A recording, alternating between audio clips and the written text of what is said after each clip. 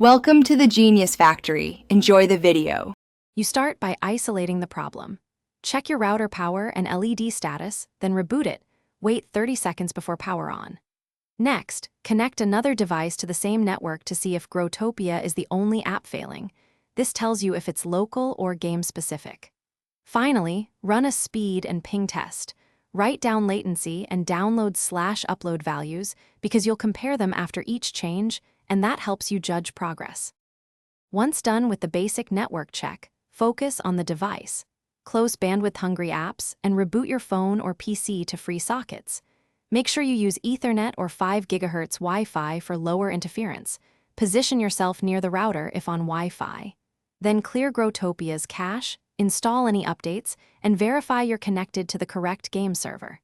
These steps reduce packet loss and handshake errors, and they directly improve connect times and in-game responsiveness. Finally, apply advanced fixes.